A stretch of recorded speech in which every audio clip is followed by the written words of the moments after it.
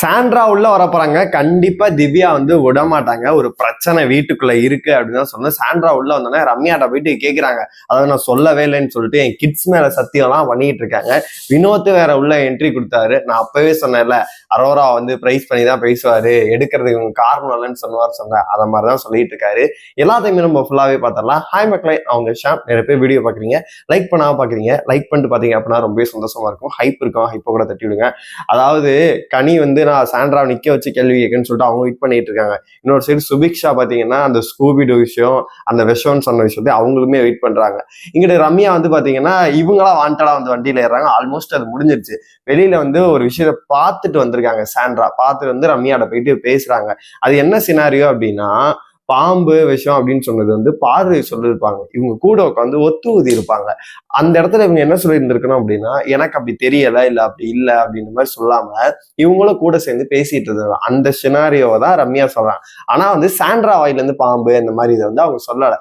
ஆனா இது மிகப்பெரிய ஒரு பிரச்சனையை கண்டிப்பாவே வீட்டுக்குள்ள வெடிக்கிறதுக்கான வாய்ப்பு அதிகமாவே இருக்கு. அப்புறமேட்டு திவ்யாவை பொறுத்தளவு பாத்தீங்கன்னா ஆல்மோஸ்ட் வந்து பிரசன்ட் என்னென்ன விஷயங்கள் சொல்லிட்டு A to Z எல்லாத்தையுமே கிளாரிட்டியா சொல்லிட்டாங்க. இதுல ஏன் மேல எங்க தப்பு இருக்கு, அந்த துண்டிக்கணும் நீட்டிக்கணும்னு சொன்னதை ஆரம்பிச்சு நீங்க வெளியில போனப்ப நைட் நடந்த ஒரு விஷயத்துல இருந்து எல்லாத்தையுமே வந்து திவ்யா சொல்லிட்டாங்க, கிளாரிட்டியா சொல்லிட்டாங்க. இதுக்கப்புறமேட்டு வந்து பிரஜனுக்கு விளக்கம் என்ன, விளக்கமே கிடையாது.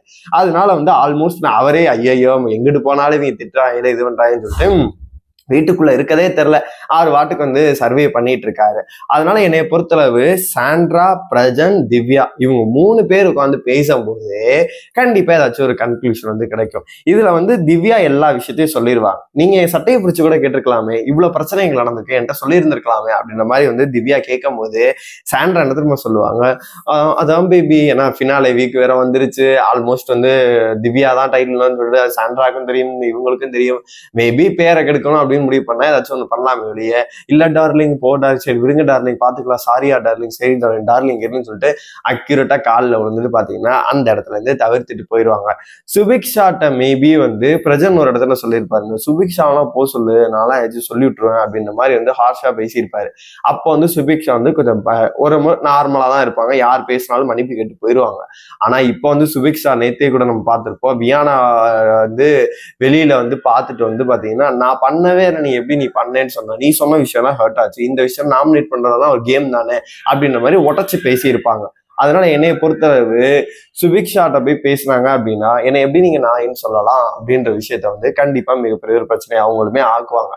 அப்புறமேட்டு கனியை பொறுத்தளவு நிறைய பேர் வந்து கமெண்ட்ல சொல்றீங்க, கனியை வந்து சாண்ட்ரா லெஃப்ட் ஹேண்ட்ல ஹேண்டில் பண்ணிடுவாங்க அப்படின்னு சொல்லிட்டு.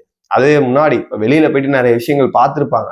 கனியே நேற்று சொல்றாங்க, என் மேல தப்பே இல்லாட்டி கூட வந்து நான் மன்னிப்பு கேட்டுலாம் இது பண்ணியிருக்கேன், ஆனா இந்த டைம் விடுற மாதிரி இல்லை அப்படின்ற மாதிரி அவங்களுமே சொல்லியிருக்காங்க. அதனால ஏதாச்சும் ஒரு பஞ்சாயத்து சாண்ட்ராக்கு எதிராக வந்து பாத்தீங்கன்னா மிகப்பெரிய ஒரு பஞ்சாயத்தாக திரும்புறதுக்கான வாய்ப்பு வந்து ரொம்ப அதிகமா இருக்கு. ஃபினாலே வீக்கு 100 டே முடிஞ்சிருச்சு, பொங்கல் செலிப்ரேஷன் அப்படின்னா கடந்து போறதுக்கான வாய்ப்பே கிடையாது. என்னைய பொறுத்தளவு ஏதாச்சும் ஒரு பூகம்பம் வந்து வெடிக்கிறதுக்கான வாய்ப்பு தான் ரொம்ப அதிகமா இருக்கு. அப்புறமேட்டு அரோரா விஷயம், அந்த பொட்டி விஷயம், அதுக்கப்புறமேட்டு இப்போ ஒரு காதல் கண்டன் இல்லை அப்படின்னு சொல்லிட்டு போயிட்டு இருக்குல்ல, அந்த குறும்படம்னு நான் சொல்லியிருந்தேன், சாண்ட்ராக்காக காப்பாத்துக்காக தான் போட்டாங்க. ஆல்மோஸ்ட் வந்து பொட்டியை வந்து அவங்களோட இன்ஃப்ளூயன்ஸ் இருந்துச்சு, அது இல்லைன்ற மாதிரி நார்மலைஸ் பண்ணிட்டாங்க. இதுல வந்து உள்ள வந்து துஷார் போன பிறகு வீட்டுக்குள்ள எல்லாரும் போட்டு அரோரா அடிச்சது என்ன அப்படின்னா, ஒன்னாலதான் அவன் வெளியில போனான் அப்படின்ற மாதிரி அடிச்சாங்க. ஆனா திரும்பி வந்து துஷார் என்ன சொன்னாரு, நான் போனதுக்கு காரணம் நீ கிடையாதுமா, நான் தான் காரணம், நீ சூப்பரா விளையாண்டுட்டு இருக்க, நீ அங்க இருக்க, இப்படி பார்த்து உனக்கு எங்கிட்டு போயிட்டு இருக்க அப்படின்ற மாதிரி சொல்லிட்டாப்ல. நார்மலைஸ் பண்ணி விட்டாரா, நல்லது பண்ணி விட்டாரா. இப்ப வினோத் உள்ள வராரு. வினோத் உள்ள வந்து அவர் ஆல்மோஸ்ட் காமெடி பண்ணுவாரு, சட்டலா பிளே பண்ணுவாரு, அதெல்லாம் கவுண்டர் போடுவாரு, எந்த ஒரு பிரச்சனையுமே இல்லை. ஆனா அவர் வந்து போகும்போதும் ஒன்று சொன்னார்ல, என்னோட முடிவுனாலதான் வந்து நான் வந்து பொட்டி எடுத்தேன்னு சொல்லிட்டு, திரும்பி வீட்டுக்குள்ள வந்து பாத்தீங்கன்னா என்னோட முடிவுனாலதான் பொட்டி எடுத்தேன்னு சொல்றாரு. இதுல அரோரா வந்து அழுகுறாங்க. அதாவது நான் தான் காரணம் அப்படின்ற மாதிரி சொல்றாங்க அப்படின்ற மாதிரி வந்து சொல்றாங்க. என்ன 18 லட்சம் கொடுக்கலன்னு சொல்லிட்டு ஃபீல் பண்றியா, என்னோட முடிவுனாலதான் எடுத்தேன், நீ எல்லாம் காரணம் இல்லைன்னு சொல்லிட்டு கட்டி பிடிச்சி அழுகிறது வந்து தேத்துறாரு. அவர் ஒரு நார்மலைஸ் பண்ணிட்டாரா.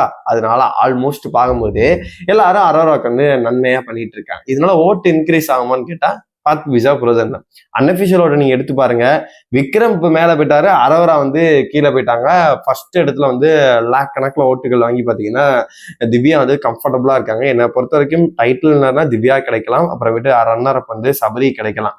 அரோராக்கு இவங்க ஒரு நெரேட்டிவ் செட் பண்றாங்களா, அதுக்கெல்லாம் வாய்ப்புகள் கிடையாது அப்படின்ற மாதிரி தான் பாக்குறேன். சேனல் கடைசி நேரத்துல எந்த ஒரு முடிவையும் வேணா எடுக்கலாம் அப்படின்ற மாதிரிதான் நம்மளுக்குமே தோணுது. பொறுத்து இருந்து பார்க்கலாம். இப்ப சாண்ட்ராவை பொறுத்தளவு வந்து வாய்ப்புகள் அப்படின்னு பார்க்கும்போது ஒண்ணு எல்லாத்துலயும் வந்து வெள்ளை கொடியை காட்டி சமாதானமா போயிடுறது. திவ்யாட்ட இருந்து நான் சொன்ன மாதிரி திவ்யா சரி டார்லிங் சரிப்பா அப்படின்னு சொல்லிட்டு சமாதானமா போயிடுறது. இல்ல அடிச்சு விளையாடுறது, அடிச்சு வந்து அவங்களோட கேமை ஸ்பாயில் பண்றது.